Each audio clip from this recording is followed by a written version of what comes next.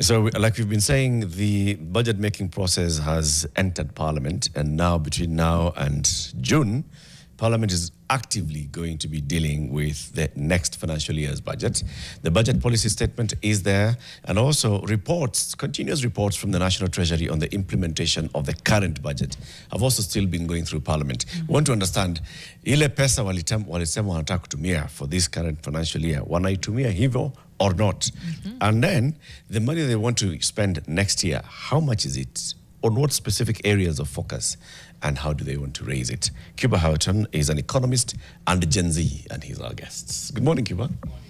Good to see you again. Asante sana. Karibu sana. Yes.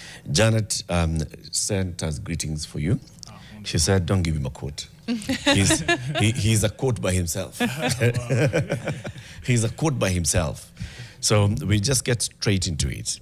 Just paint the picture for people who are not well versed with this particular process on the budget making process. When we say that it's now entered Parliament, what stage is that? So thank you for having me. I think it was about a year ago. Almost a year ago, yeah. Almost exactly to the day. And so the point at which we are at with the budget process is the formulation stage, right? So there's 4 basic stages of budget making. There's formulation, where we decide what it is that we want to do with our public resources. There's the approval, where Parliament now gets a stamp on, what it is that we hope to do. And then there's the execution and the implementation. So that's the report that you're referring to. So what actually is the government doing? And that's when services are being delivered and money is being spent.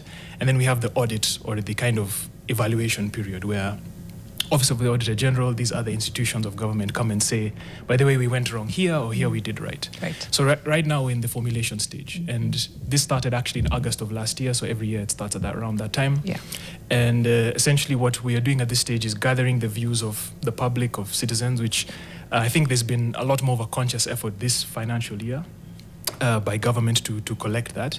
And then ideally, all of those views through the sector hearings that we saw late last year at the KICC should find their way into a document, right? One document known as the Budget Policy Statement, which, as the name suggests, it's a statement. It's a way of government saying that these are the priorities that we've heard, and these are the priorities that we're going to take going forward in terms of where our resources are going to be collected from, and also where they're going to be spent.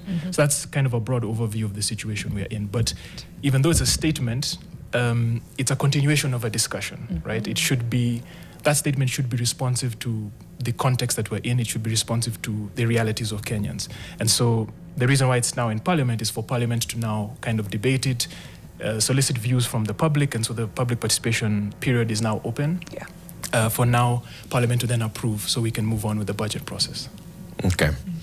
So when this statement is brought before Parliament, and then Parliament itself, as a representative of the people, asks people for their input, if people say no to anything in the budget policy statement, can Parliament say no to anything in the budget policy statement?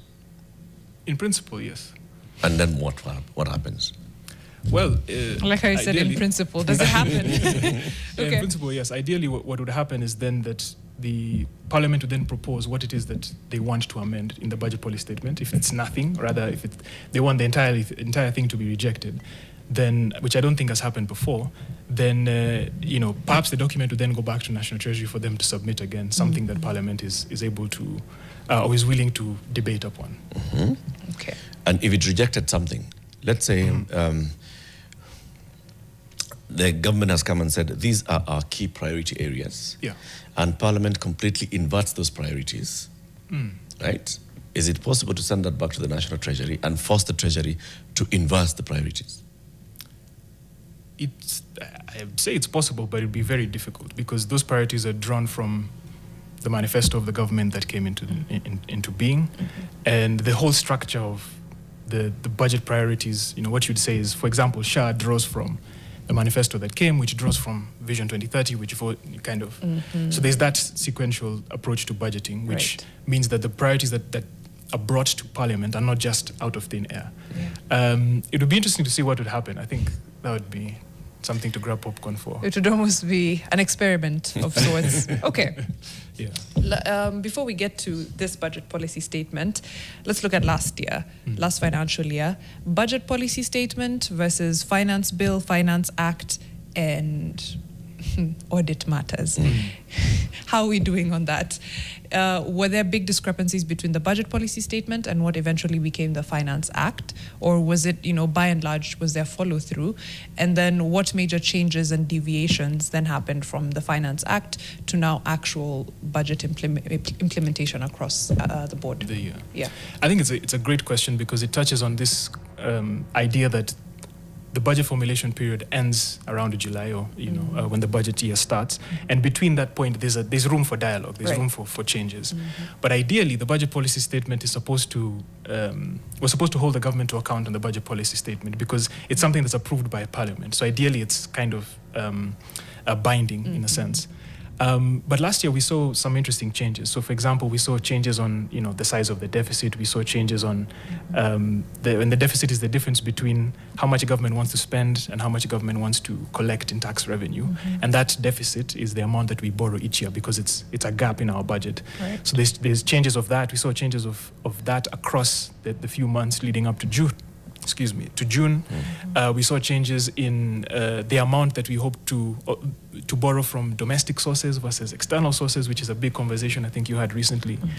And so we saw, of course, ideally as you go along the budget cycle from the budget policy statement, things should get more and more specific, right? Yes. So government says we want to collect 2.9 trillion in ordinary revenue. At that point, at the point of the budget policy statement, it doesn't say exactly where. So it says maybe we want to expand the informal, the tax base, from to the informal market.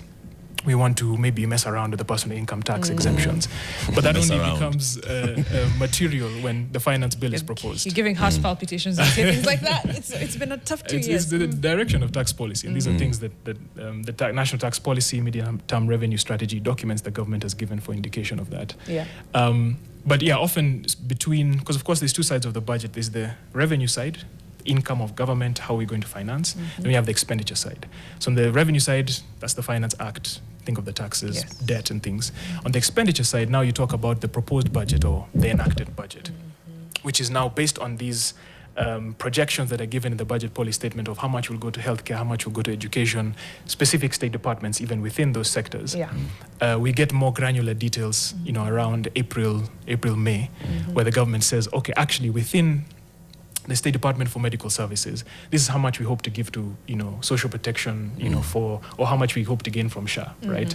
Down to the very program service level. Right. And so generally there are a few changes. The challenge that you also alluded to is on budget implementation, right? So once we've approved the budget, like fast forward to June, Yes. budget is approved. How is it that, how much or to what extent does the government adhere to what it approved, right? And that's where the rubber meets the road ultimately. And I think that touches on the expenditure report or the expenditure information or data we got recently. And typically,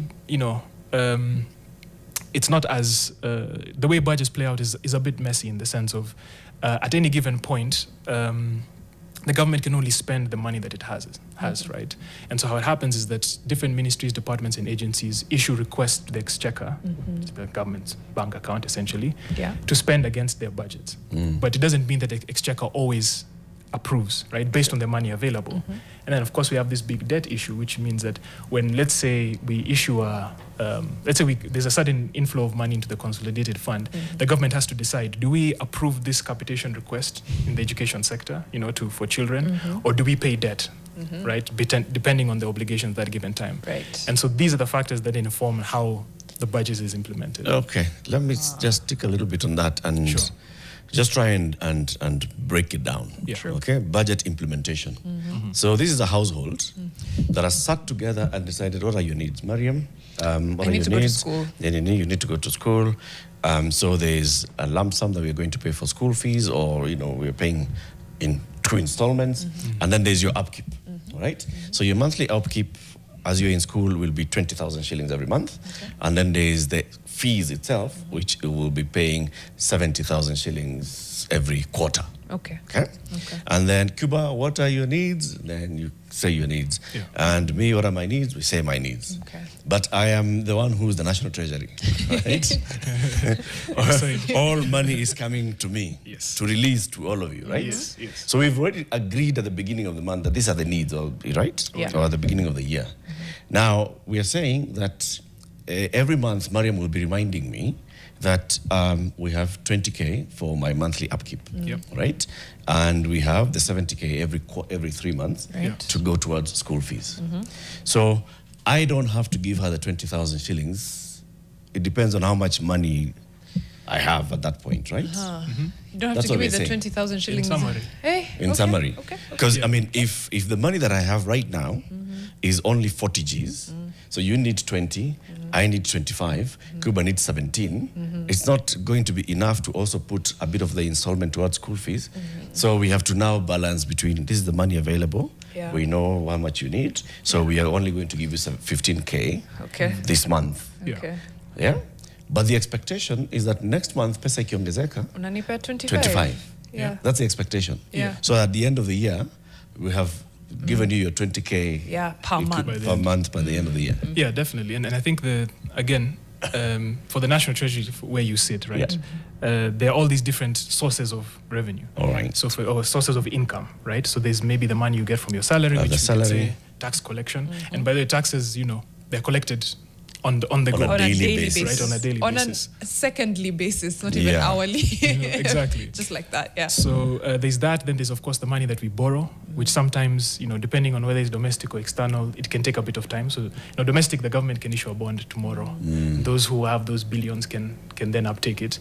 And so that money is a bit of an injection, right?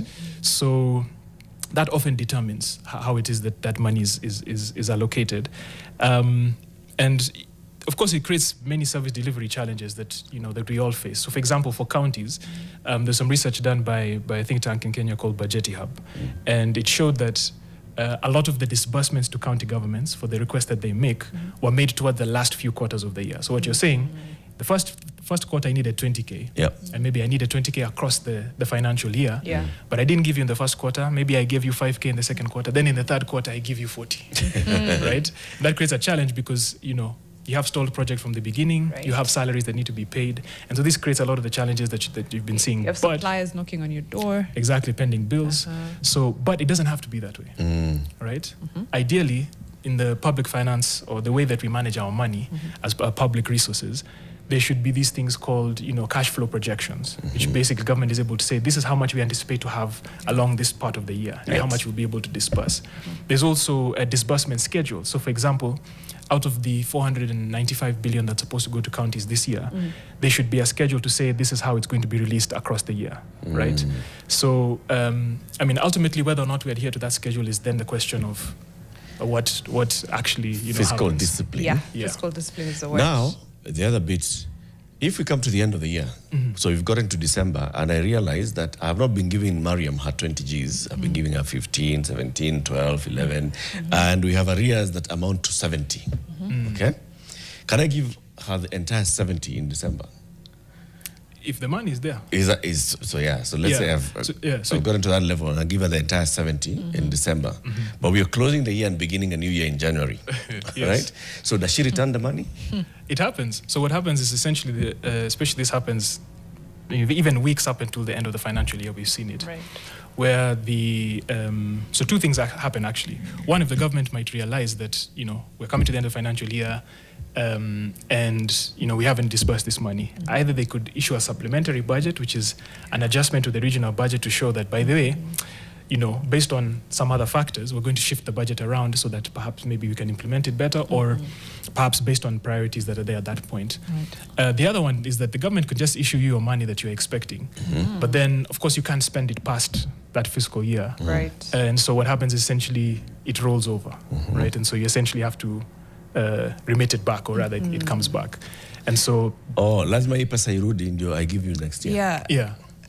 Which is a challenge. Okay. It is a challenge. And this is where now we hear very many times the national government talking about counties being unable to absorb their budget. This is it, right? Yeah, that's the context. So, Mariam, I gave you 70,000 shillings. You were not able to spend. No, but the counties will say, you gave me 70,000 at the end of the year, so I had to give it back. And then now, does the rate of absorption affect your allocation the next year? So is there a case for saying, last year you actually sent us money back. So this year, I can't be sending you 20K every month. If you sent me you're not spending it. Yeah, I mean, it's a live discussion, I think, that happens at the point of the sector proposals, the sector hearings, where the different sectors and the ministries and departments within those sectors actually have to make a case for why their allocation should be 10 billion or 100 billion.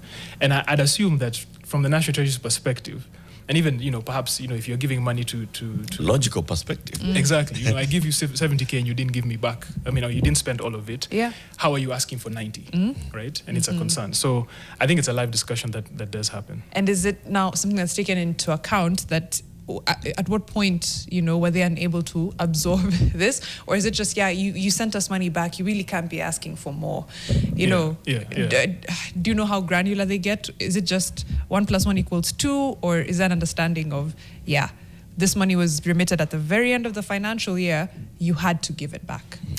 Yeah, I mean, I guess that's the challenge with those kinds of interactions, which is that the National Treasury, that may be a live discussion, but it may not have an implication on the actual allocation, right? Okay. So there may be a discussion of actually, we weren't able to spend this money because it was released late. But the National Treasury is probably like, hey, that's when we got the money, right?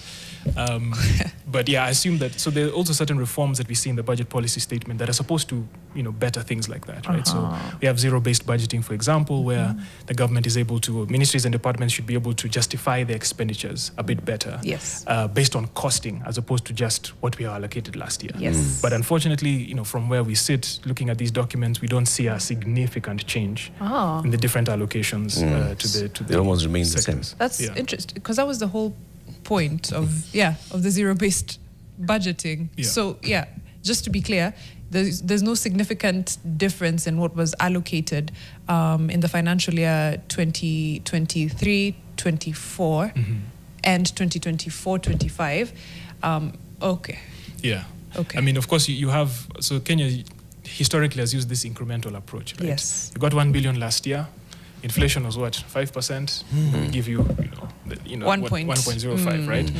And essentially, that's just been the approach. Then, inside of that, of course, you have government priorities of the day. So maybe healthcare is a bit more important. So you might see over time a big investment in healthcare. Yeah. But ultimately, that's essentially the conversation that happens, which is that, for example, that in the year 2024-2025 and 2025-2026, and even now 26-27, you don't see a very big increase. You only see maybe less as a percentage of the budget. You'll see that the health sector budget is like, maybe changing about 1%. Only more, slightly. 1% less, And yet the overall budget is growing by significant amounts. Yeah. Okay, so then if you're not introducing new sectors, so who's gobbling up the extras? Because look at it. From the moment President William Ruto came into office, the budget, I think, was what, it was 3.8 or something? I think it was 3.8. Just under 4 trillion. Okay. And his first message to Parliament was, I think this is too much. We need to cut it back by 300 billion shillings. That was his first justification statement in Parliament. Yeah. That the budget that you guys passed, that the previous Parliament had just passed, was too high. I think we can operate with 300 billion shillings less. And then the next financial year, he increased it. Now he surpassed the 4 trillion. It was 4.3 trillion this year. Now they're proposing to spend 4.7 trillion shillings. So overall, President Ruto's budget has actually gone up by about 1 trillion shillings in these 3 years of being in office. Right. We don't have new ministries. We don't have new departments. And if the money to some of these sectors is not increasing, so where is the money going? Yeah. Well, money for devolution is not rising by much. Between 2022 and the proposed 2026 is just going up by a couple of only a few tens of billions. Yeah. So where is the money going then?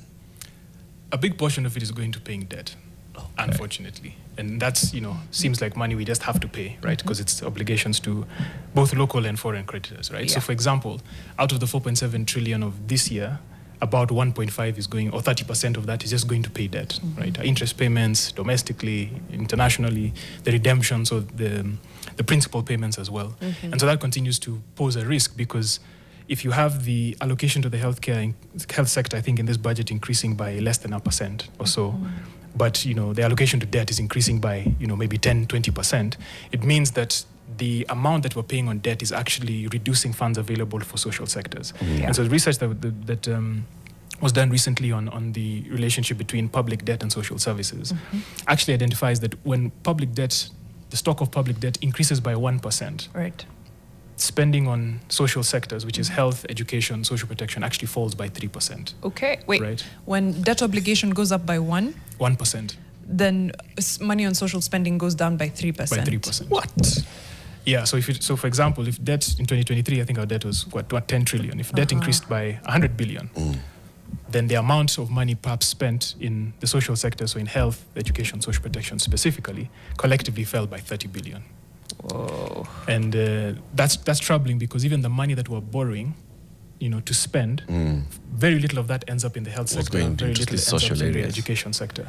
And so that's the magnitude of the problem that we're dealing with. And it's not just it's not a sensational problem. It's a realistic problem, and there's also realistic solutions to it, right? Yes. And so that includes strengthening the capacity and strengthening the effectiveness and role of oversight institutions, Office of the Auditor General. I'll ask you to hold on the fixes just a little bit, so that we take a short break, then come back to the fixes and this year's budget policy statement. Let's have a look, some expectations, good, bad, everything in between. Hashtag is Fixing the Nation NTV. We'll be right back after this.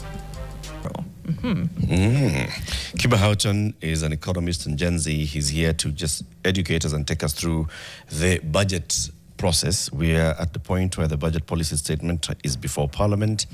The government telling Parliament, these are our priority areas, this is how much we hope to spend, this is how we are looking to raise that kind of money, and so on and so forth. And we're at that point where we are saying, these are the challenges that the government has, and these are the things that the government actually faces. Before we get into the details of the BPS, Cuba, there's the issue of how they have spent the current money, right? And when the Treasury, of course, released the numbers on the implementation report, there were concerns.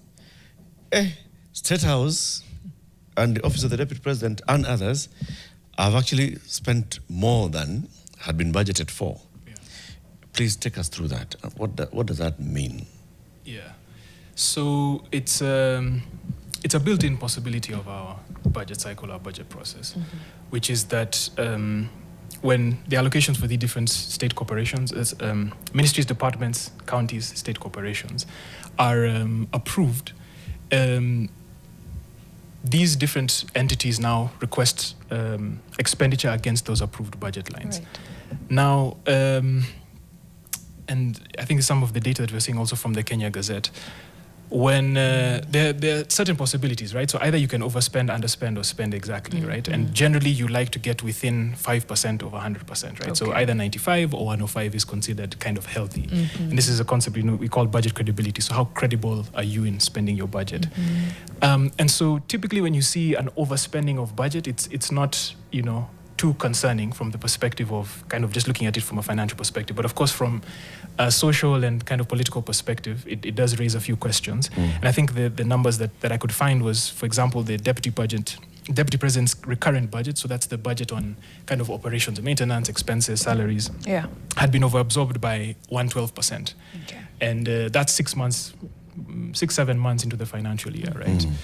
And it's understandable, of course, given the proximity of that office to the powers that be, right? And so you'd imagine that they would have perhaps a bit more influence, on the actions of the exchequer. Right. But I think the question I'm more concerned about is what is that money being spent on, right? Given that those offices are not necessarily involved in development. That's exactly it, it's tea.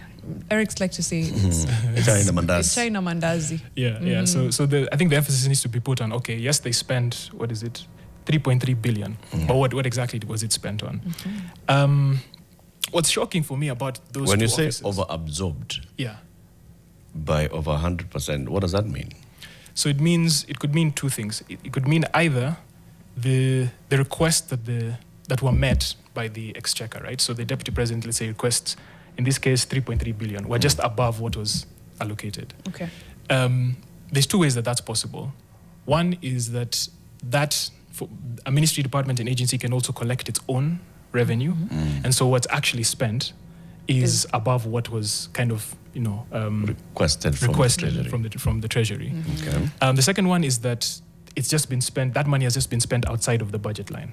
Okay. And how that is corrected is through supplementary budgets. Right. So Let me understand this. With using our homestead budgets, right? Yes, yes. And so Mariam's 20K monthly. So we are saying that there's a month that by the first 3 months, we should have given her 60. Yeah. 60, yeah. But we've given her 80 by the end of the first 3 months. Is that what we're saying? Yes. Especially if she requested 80 and now she got 80. So she was requesting more than the 20 every month. Yes. And we're giving her more than the 20 every month. Exactly. Okay. And so, yeah. And so the expectation here is that in the subsequent months, she's going to request less.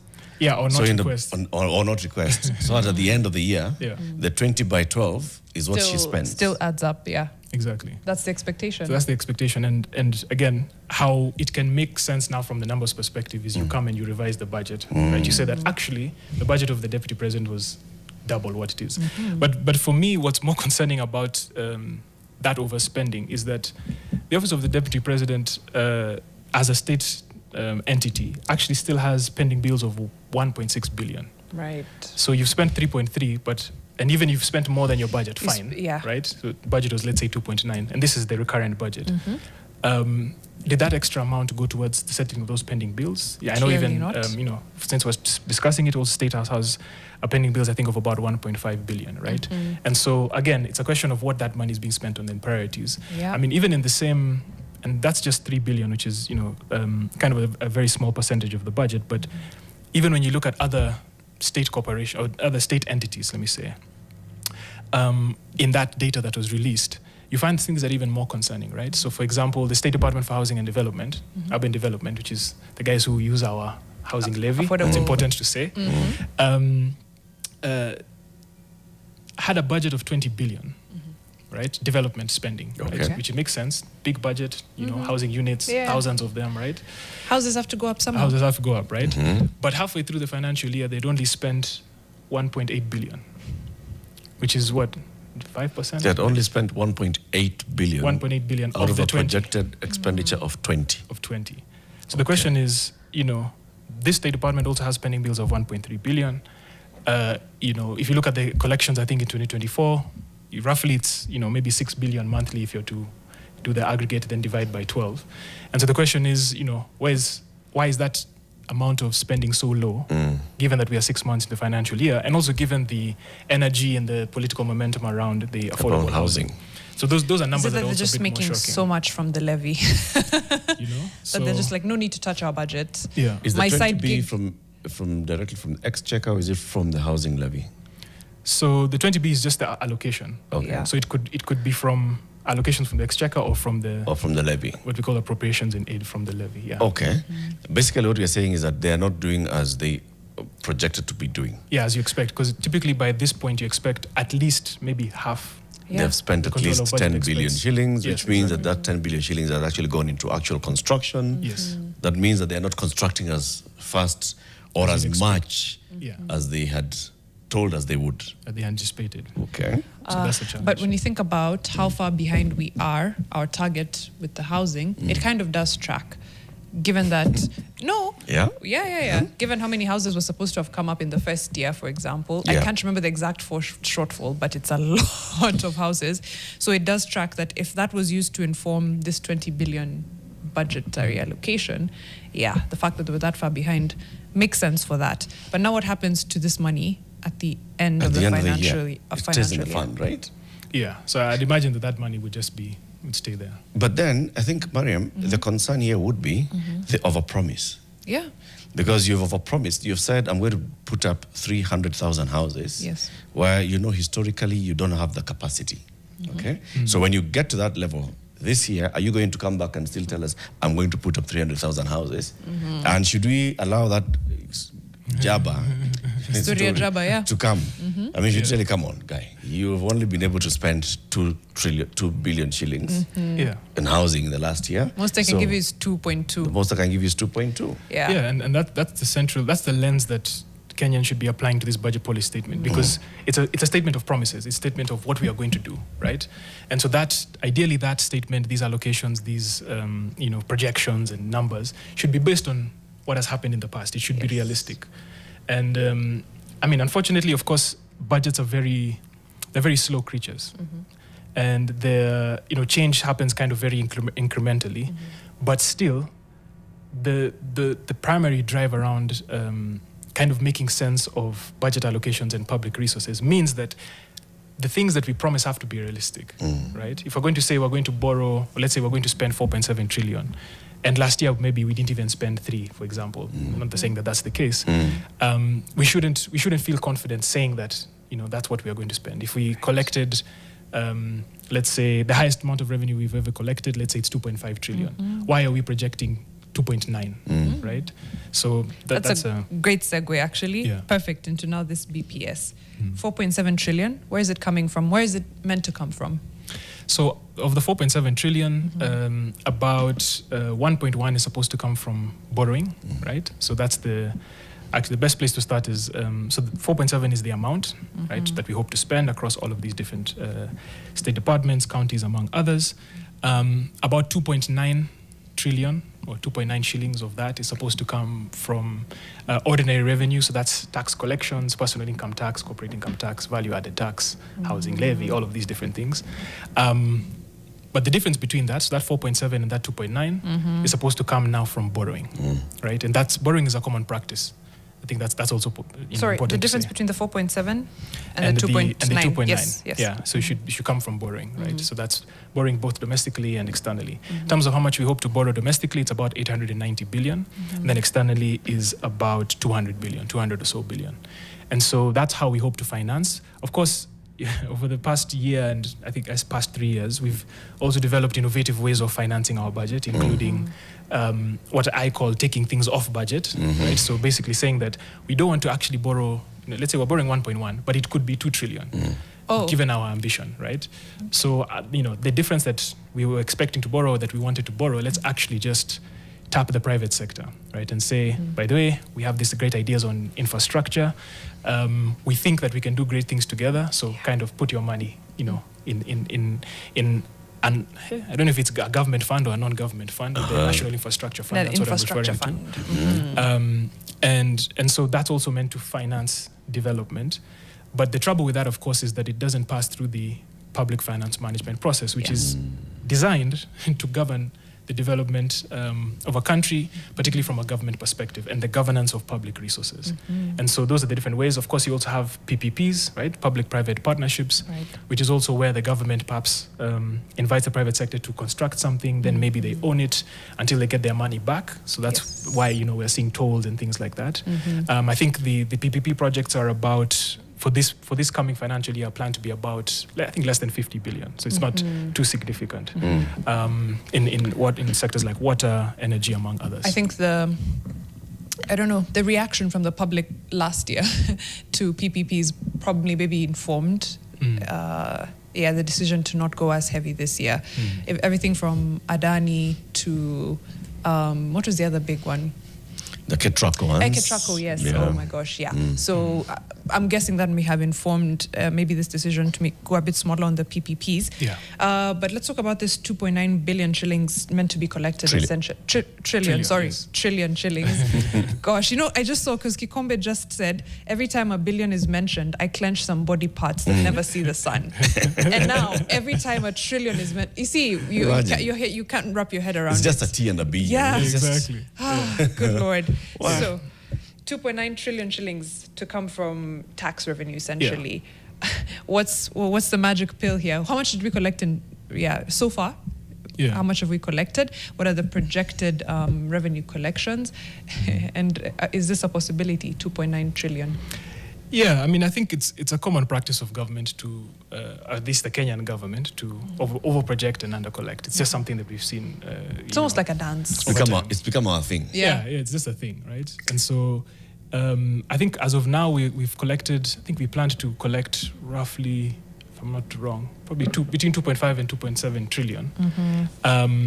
But I think as of now, we are just about 50% of that in terms of the revenue collections from the information we have from the Kenya Gazette, which is from the Exchequer. Yeah. Okay. But of course, we're projecting 2.9, right? And so the question, of course, becomes, where's that extra going to come from? And that brings in the conversation around the finance bill, right? So from where I sit, I think the indications I've seen from government, particularly from the CS Treasury, on where that money is going to come from, is two main things, right? One is whatever innovations they hope to do around personal income tax, which I've heard about, exempting people who earn below a certain amount. Yeah.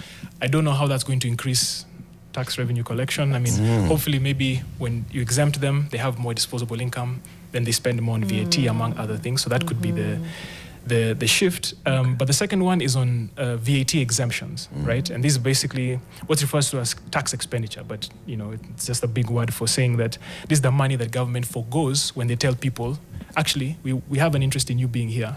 Don't pay that tax, right?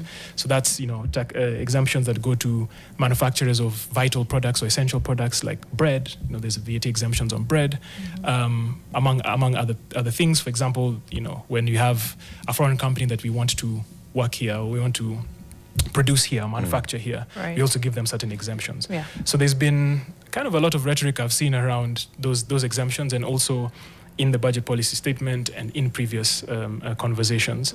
The trouble, of course, is how you go about it. So in terms of the amount, which is quite significant, we're talking about over 500 billion. Yeah. Okay. In terms of the revenue that we forgo. That's tax we could be collecting. Right. Way to think about it. That's about half of what we need to borrow this year. Yeah. Right? Yeah. So it's a significant amount of It money. But the question is, how do you go about it in a way that doesn't disadvantage citizens? Because, I mean, one of the things that was, of course, very inflammatory about the Finance Bill of 2024 was also the VATs on these different products. Yeah. I think you're removing the VAT exemption on bread, right? I remember seeing a famous clip from the former CS Professor Juguna about that. And it's such an economist argument, because it's focusing on the additional tax revenue, because there's a lot of VAT exemptions on bread, right? Right. The amount of revenue, I think they were saying it's a couple hundred billion perhaps, or a couple tens of billions. But when you think about the implication of that, increasing the price of bread by 16% is not a small thing, right? It's literally the French Revolution waiting to happen. Literally, right? Yeah. So that's the challenge. And of course, when you mess around with VAT and the exemptions, those are consumption taxes that they don't tend to be progressive. They're very regressive. So they hit everybody the same, whether you earn 10K or whether you earn 100K.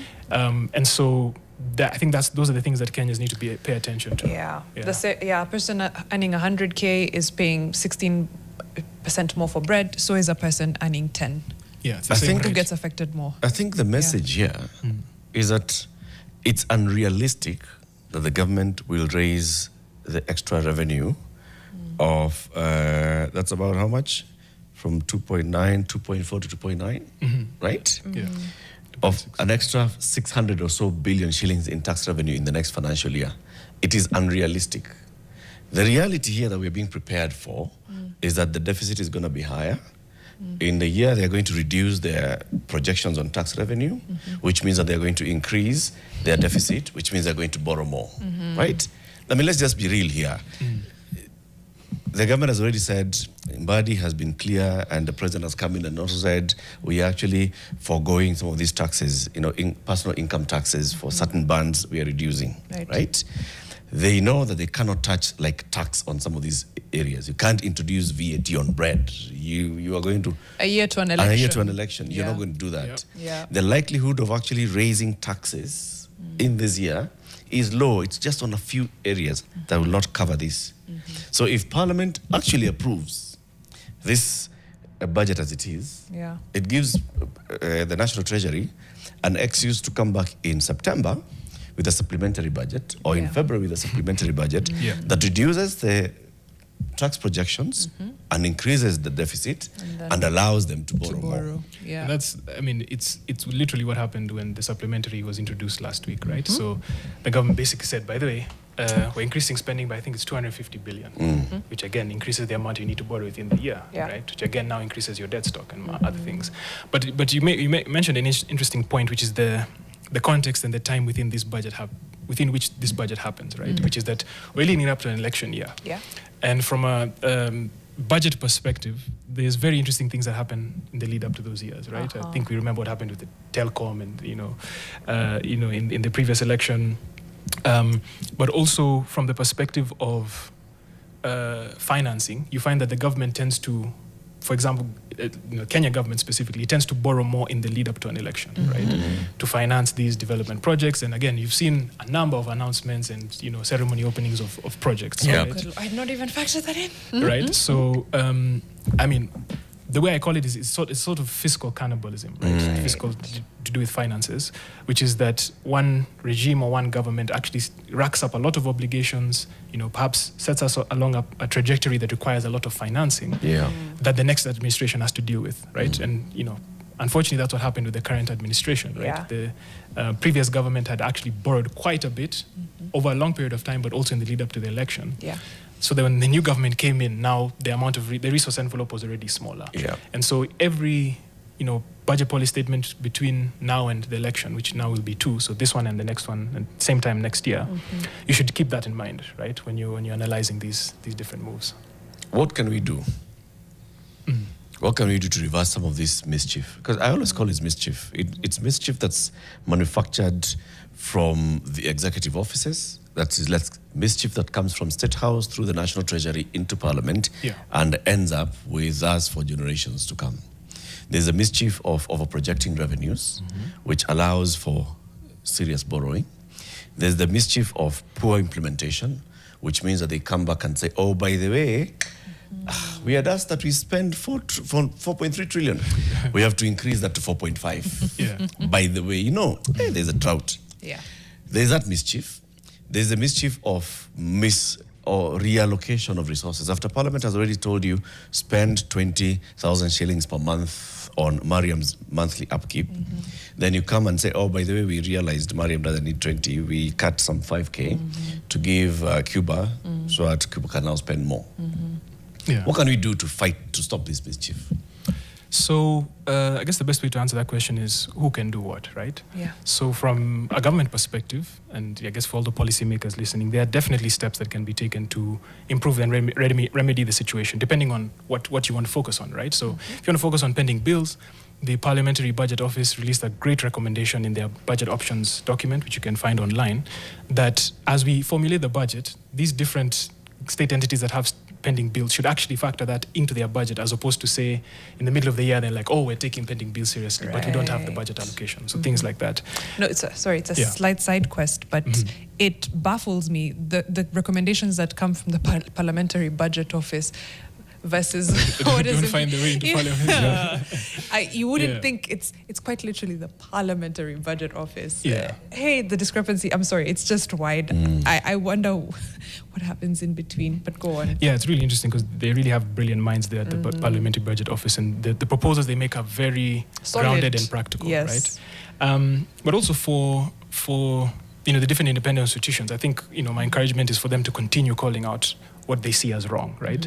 And I think a lot of the revelations that we've seen, both in Kenya and abroad, have been by independent institutions, right? So I don't know if you've had the story about Senegal's hidden debt, right? Yes. And how there was an audit of public debt and they discovered, a significant amount of debt. And so those institutions continue to play an important role, even for citizens, in kind of being the guardians of our public finances. Now, for citizens, you have two options, right? You work with the system or work through the system, but you also have the option of working outside of the system, right? And by work through the system, I mean continually, educate yourself and understand these things that are going on. Don't just see news headlines and say, oh, there goes another one, right? To actually take time to, even if it's through using AI, right? Just throw the budget policy statement document. It's available on the Parliament website into an AI chatbot and ask it questions, right? Just to at least basically educate yourself, and then give your views. So Parliament continues, and I think it's important to say that the government seems to be making an effort to explain itself a bit better, right? True. So that's, for example, the budget policy statement is a lot bigger, like in terms of the information that's provided. It's a lot more meaty. There's accompanying documents that have been provided that we've never seen before, like non-financial indicators, which basically say, this is how much we hope to spend, but this is also what we hope to do, right? We say we want to spend 1 billion on Linda Mama, but this is who we hope to reach, right? So information has been provided. Although I do have to call out the fact that in 2026, we have a budget document labeled secret that's publicly available. What? So if you look at the copy of the budget policy statement available on the Parliament website, it's labeled, it's stamped secret. And I mean, I don't know if it's I'm young or something like that, but that seems like something, from the 90s or from love to the people from the 90s. Mm-hmm. But I feel like it's something that we need to focus on. And it's secret, but they've published it. It's a secret. It's a published secret. It's a public secret. But definitely, I think so. Educate yourself. Take the time to make a proposal, and I think even by watching this and being here, you're already taking the first step. Now, on the second part of working against the system, I don't think we should take for granted assume the way things have been going. That's just the way government needs to operate, or that's just the way things are. We should definitely maintain a critical eye on what it is that government is doing, a critical eye on what it could be doing, right? So, for example, I'm really inspired by the idea that in roughly 25 years, the population of Kenya will double. Mm-hmm. The number of working age population will also double. So that's a big opportunity that, to be honest, God has given us. I don't think there's anything we've done to do that in order for us to move forward development-wise, right? So we should keep that futuristic lens. In 4 years, we have the opportunity to redefine our development goals. Vision 2030 expires, right? So I think it's just not to lose hope, not to ask, why are we suffering, but what are we suffering for, right? And to keep that clear. And so that's the way in which, you engage directly, but you also try and influence what's going on. From the outside. Yeah. That's very well put, Cuba. Thank you so much. Just as we close, some comments. Charles Ndungu says, when you borrow a quarter of what you have in your budget, it means there's something wrong in your thinking. So Likizo says, yep, more borrowing on the way. For anyone with disposable cash, this is an opportunity to make money through treasury bills and bonds. Very true. It's a fact, though, Always right? look at the bright side. At the bright side. The government needs to stimulate the economy by removing the housing levy and scrapping Sh4. Can't afford to have these entitlements. The economy only grows if more money is in people's pockets. So, I doubt they will remove these two, but perhaps the attempt is then to, have this more staggered tax regime and, reduce a little bit of pressure on the lower income bands. Maybe that's the attempt at the fix. There's a lot more comments coming in, but thank you so much, Cuba. It's been a great conversation as always. In the next hour, we are missing with this idea of roadside rallies. Is it 1990, guys? Miss me with that. We'll be right back. But of course, it's been an amazing conversation on the budget policy statement, and we'll continue to thread this conversation with Cuba and with other economists as we get closer to Finance Act, Finance Bill, na mambo ya June. We'll be right back after this.